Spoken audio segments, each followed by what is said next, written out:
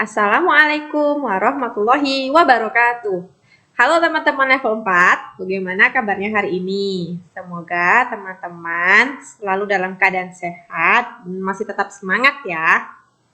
Nah, hari ini kita akan belajar ilmu pengetahuan alam terkait mengenal sifat bunyi dan telinga sebagai indera pendengaran. Nah, seperti biasa nih, sebelum mulai kegiatan, kita berdoa terlebih dahulu ya. Kita baca doanya bersama-sama. Doa sebelum belajar.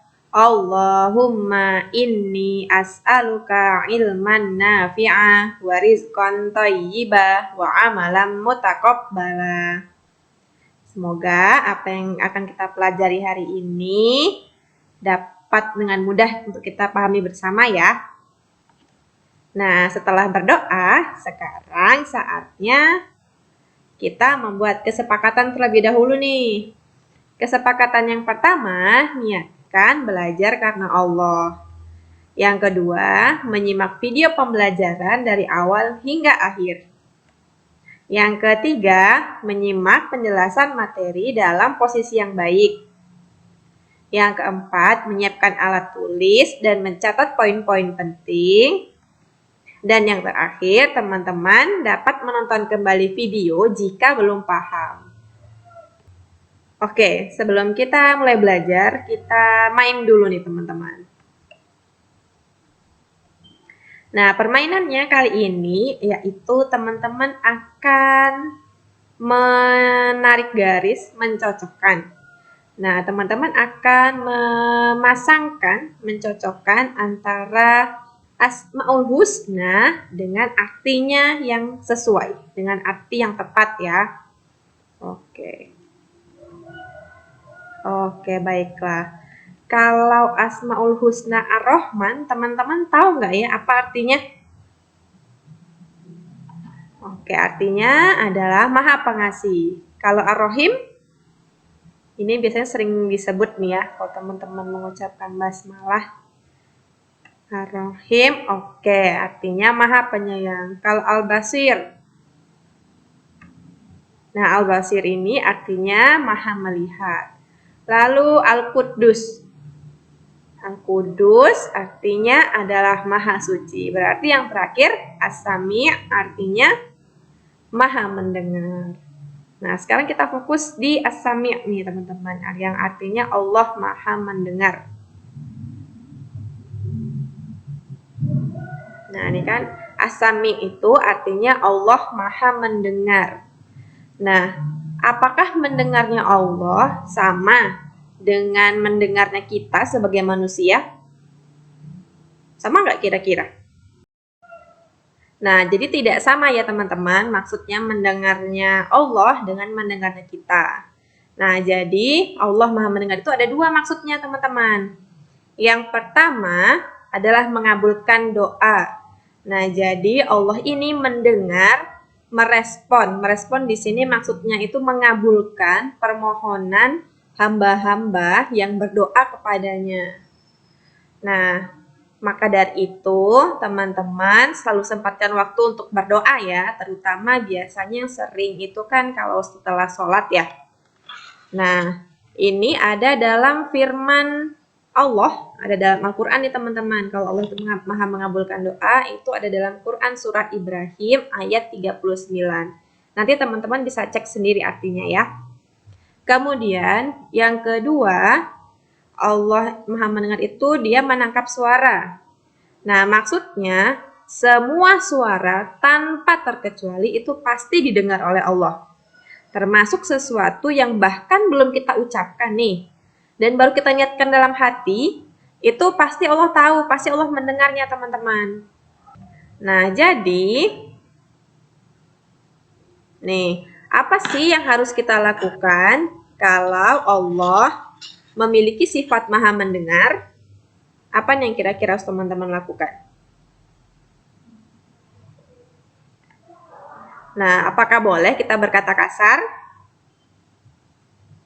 Tentu tidak ya. Boleh nggak kita bisik-bisik ketika kita sedang bertiga? Ini juga tidak boleh teman-teman ya. Nah, lalu boleh tidak ya kita memiliki sifat iri atau dengki? Teman-teman tahu sifat iri? Nah, sifat iri ini maksudnya adalah kita tidak senang melihat orang lain senang. Nah, atau lebih mudahnya susah melihat orang lain senang, senang melihat orang lain susah. Apakah boleh kita punya sifat yang seperti itu? Tidak, teman-teman ya, tetot. Sifat seperti itu tidak boleh kita miliki. Nah, teman-teman masih ingat nggak sih kemarin Bu Eka sudah pernah jelaskan terkait proses bunyi hingga bisa terdengar oleh telinga. Yang pertama, benda diberi perlakuan. Selanjutnya, benda mengalami getaran, lalu getaran ini merambat di udara. Hingga akhirnya bunyi bisa terdengar oleh kita. Nah, sekarang media perambatan bunyi atau perantara perambatan bunyi. Teman-teman, apakah masih ingat apa saja media atau perantara perambatan bunyi? Ada 3. Yang pertama adalah udara. Nah, contohnya ketika kita berbicara, teman-teman ya. Ketika Bapak atau Ibu guru berbicara di depan kelas, kemudian teman-teman bisa mendengarnya, itu termasuk salah satu peristiwa perambatan bunyi. Kemudian yang kedua adalah benda padat. Nah, benda padat ini kemarin teman-teman juga sudah pernah mencobanya menggunakan telepon benang ya. Kita sudah pernah praktik di sekolah.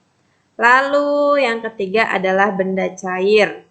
Ini juga teman-teman sudah pernah praktikkan dengan membenturkan 2 batu atau menggosok-gosok batu di dalam air. Nah, Bu Eka punya video. Oke, boleh coba teman-teman simak dulu ya. Seorang pendaki di salah satu puncak gunung meneriakkan kata-kata tertentu. Aneh. Teriakan yang terdengar tidak 1 kali, tetapi 2, 3 kali secara beruntun, kemudian melemah. Gejala apakah ini? Nah, teman-teman sudah lihat videonya ya. Kira-kira itu tadi kejadian apa teman-teman ya? Ada yang tahu teman-teman? Oke, kalau begitu Bu Eka lanjutkan dulu ya. Bunyi kedua yang didengar itu adalah gema. Gema merupakan bunyi pantul yang terdengar setelah bunyi asalnya terdengar lebih dahulu. Ada interval waktu antara terdengarnya bunyi asal dan bunyi pantul. Gema dapat dihasilkan dari pantulan bunyi oleh bangunan, bukit-bukit, dan karang yang cukup jauh. Adanya gema menunjukkan bahwa bunyi memang dipantulkan. Nah, itu tadi adalah video terkait peristiwa gema ya teman-teman. Jadi gema itu adalah bunyi pantul yang terdengar setelah bunyi aslinya selesai diucapkan. Oke, biasanya terjadi pada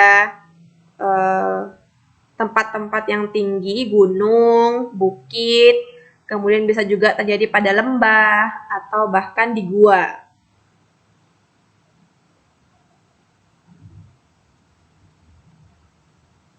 Berikutnya adalah ini, buat ada video lagi, boleh teman-teman lihat dulu ya.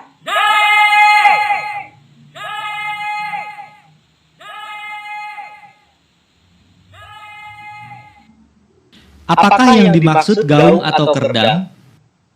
Gaung terjadi ketika sebagian bunyi pantul terdengar hampir bersamaan dengan bunyi asli, sehingga bunyi aslinya menjadi tidak jelas. Gaung juga dapat terjadi di dalam gedung-gedung. Ini sangat tidak menyenangkan. Gaung dapat dihilangkan dengan mengatur posisi dinding ruang sedemikian, sehingga bunyi pantul tiba dalam waktu lebih cepat, atau telinga masih mendengar sebagai satu bunyi. Jika bunyi pantul tiba kurang dari 35 meter sekon dari bunyi asli.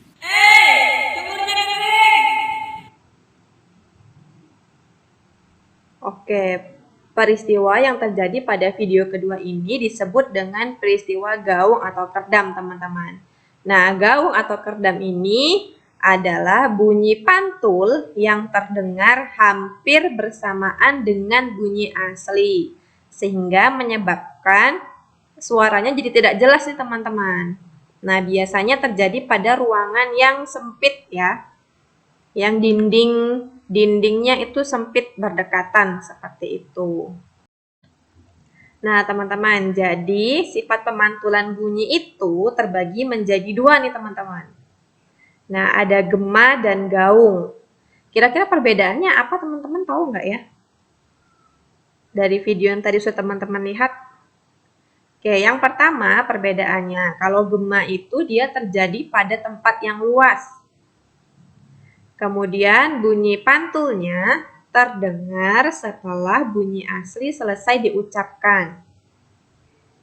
Lalu bunyi yang terdengar itu juga jelas teman-teman. Nah, biasanya terjadi di gunung, bukit, gua, dan lembah. Kalau gaung, ini terjadi pada tempat yang sempit. Kemudian bunyi pantul terdengar hampir bersamaan dengan bunyi asli. Nah, bunyi yang terdengar juga tidak jelas.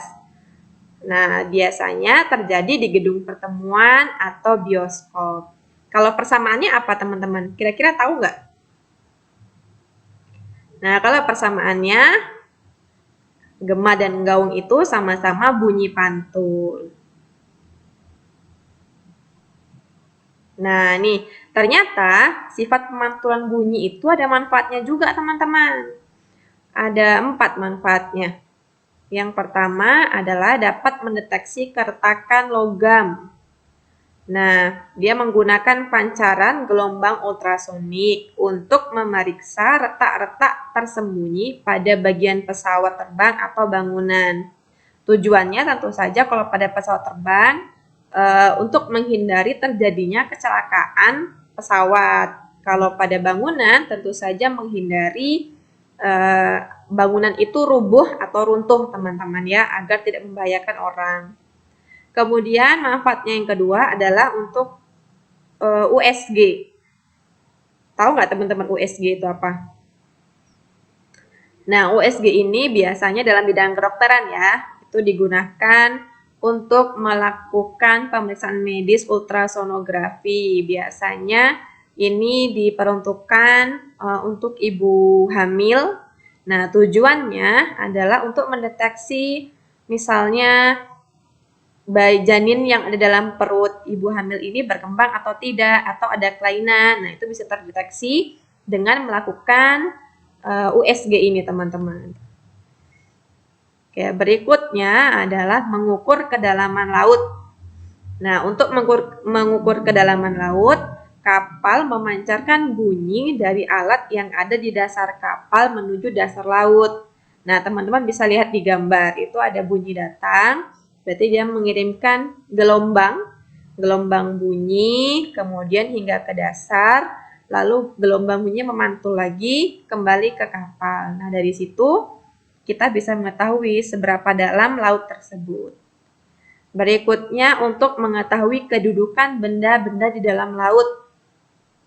Nah, ini dengan mengarahkan gelombang bunyi ke dalam laut, maka dapat diketahui benda-benda yang ada di dalam laut.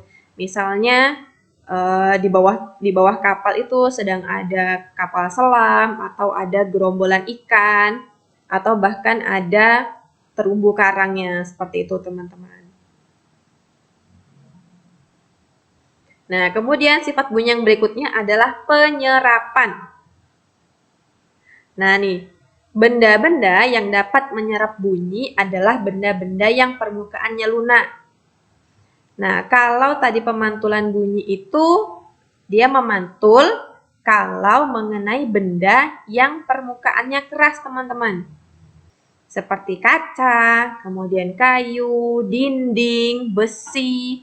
Nah, jika gelombang bunyi terkena mengenai benda-benda yang keras tersebut, maka gelombang bunyinya akan memantul. Berkebalikan dengan sifat penyerapan bunyi. Nah, bunyi itu dia dapat terserap jika mengenai benda-benda yang permukaannya lunak. Nah, nih benda yang dapat menyerap bunyi disebut dengan peredam bunyi. Biasanya peredam bunyi ini digunakan untuk menghindari terjadinya gaung atau kerdam. Biasanya dipasang di tempat-tempat yang sempit, teman-teman.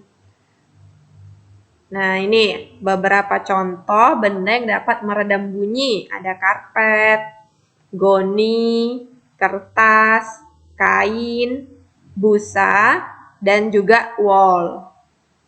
Nah, biasanya peredam bunyi ini dipasang di dinding-dinding. Biasanya di bioskop. Nah, itu dindingnya dipasang peredam bunyi agar suaranya dapat terdengar jelas. Ataupun di gedung-gedung pertemuan. Nah, di ruang pertemuan yang cukup luas itu dipasang peredam bunyi agar suara yang dihasilkan bisa jelas, teman-teman.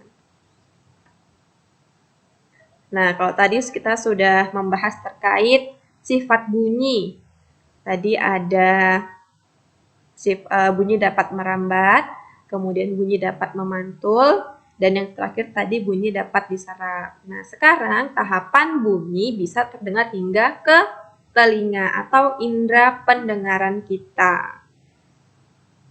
Nah, ini adalah bagian-bagian telinga nih, teman-teman. Oke, kita coba cek bersama-sama. Nanti akan keluar tanda panah beserta nama bagiannya. Nanti Bu Eka juga akan jelaskan fungsinya. Oke, fungsi bagian telinga yang pertama ini namanya adalah daun telinga. Nah, daun telinga ini, teman-teman, memiliki fungsi untuk menangkap getaran atau gelombang bunyi. Nah, yang bertugas pertama adalah daun telinga. Dia yang akan menangkap getaran atau gelombang bunyi. Lalu, nah ini lubang telinga. Kemudian, ini ada gendang telinga. Nah, itu adalah tulang-tulang pendengaran. Lalu ada saluran setengah lingkaran. Lalu ada rumah siput. Ini teman-teman seperti rumah cangkang siput kan ya. Namanya rumah siput atau koklea. Lalu ada saraf pendengaran. Dan juga ada saluran eustasius. Oke, sekarang kita bahas fungsinya satu persatu. Oke, jadi tadi daun telinga, dia berfungsi untuk menangkap gelombang atau getaran bunyi. Nah, lalu gelombang bunyi tadi atau getaran bunyi diteruskan menuju telinga melalui lubang telinga. Melalui lubang telinga diteruskan bunyi hingga ke gendang telinga. Jadi gendang telinga ini bertugas menerima getaran bunyi dan meneruskan getaran bunyi ke tulang pendengaran. Nah, dari tulang pendengaran, gelombang atau getaran bunyi diteruskan ke rumah siput, teman-teman. Diteruskan ke rumah siput. Dari rumah siput, getaran atau gelombang bunyi diteruskan ke saraf pendengaran.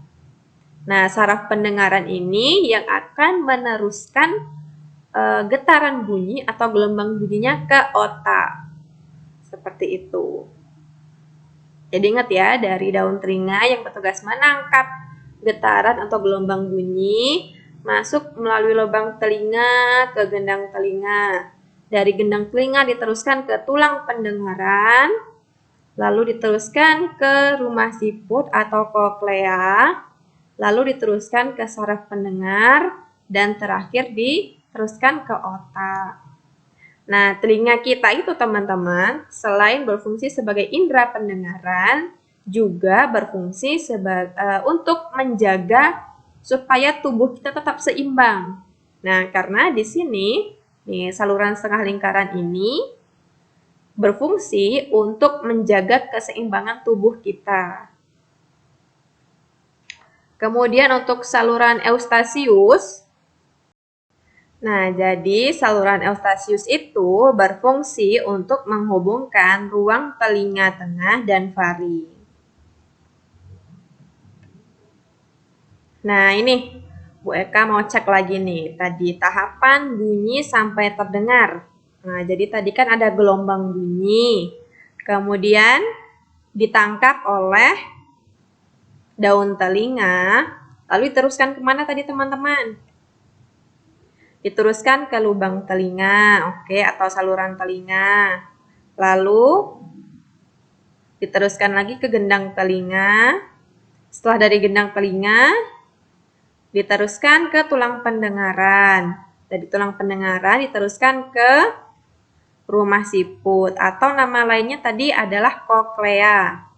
Dari rumah siput, gelombang atau getaran bunyi diteruskan ke saraf pendengaran. Nah, dari saraf pendengaran ini diteruskan ke otak. Nah, barulah bunyi bisa terdengar oleh kita.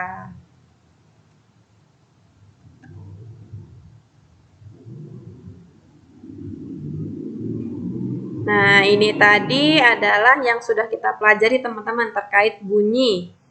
Ada sifat bunyi. Nah, ini sifat bunyi ada 3 ya. Ada perambatan, bunyi dapat merambat, kemudian ada pemantulan, dan juga ada penyerapan. Nah, ini media atau perantara perambatan bunyi ada 3. Ada benda padat, benda cair, dan benda gas atau udara. Untuk pemantulan itu jenisnya ada 2, ada gema dan gaung. Kalau gema tadi adalah bunyi pantul yang terdengar setelah bunyi asli selesai diucapkan, sedangkan gaung adalah bunyi pantul yang terdengar hampir bersamaan dengan bunyi asli. Nah, manfaat pemantulan itu ada 4 tadi yang gue akan sebutkan. Untuk mengukur kedalaman laut, untuk USG, kemudian untuk mendeteksi keretakan logam, dan untuk mengetahui kedudukan benda di dalam laut. Kemudian ada juga yang penyerapan. Nah, benda-benda tadi yang dapat memantulkan bunyi itu benda-benda yang permukaannya keras ya teman-teman. Seperti besi, kaca, kayu, dan juga dinding. Nah, untuk benda-benda yang dapat menyerap bunyi itu adalah benda yang permukaannya lunak. Nah, benda yang dapat menyerap bunyi ini adalah benda yang dapat digunakan untuk menghindari terjadinya gaung atau kerdam. Nah, bendanya disebut peredam bunyi. Contohnya ada tadi kain, busa, wol, karpet, goni, kertas, seperti itu teman-teman ya. Kemudian juga kita sudah belajar terkait indera pendengaran kita, yaitu telinga. Tadi Bu Eka juga sudah jelaskan bagian-bagian telinga beserta fungsinya. Dan juga tahapan atau urutan bagaimana sih tadi bunyi itu bisa terdengar oleh telinga kita. Oke. Alhamdulillah teman-teman, selesai sudah nih penjelasan Bu Eka hari ini terkait sifat bunyi dan indera pendengaran. Bu Eka harap apa yang sudah kita pelajari hari ini dapat teman-teman pahami dengan baik ya. Bu Eka tutup dengan doa penutup majelis. Subhanaka Allahumma wa bihamdika asyhadu alla ilaha illa anta astaghfiruka wa atubu ilaik. Assalamualaikum warahmatullahi wabarakatuh.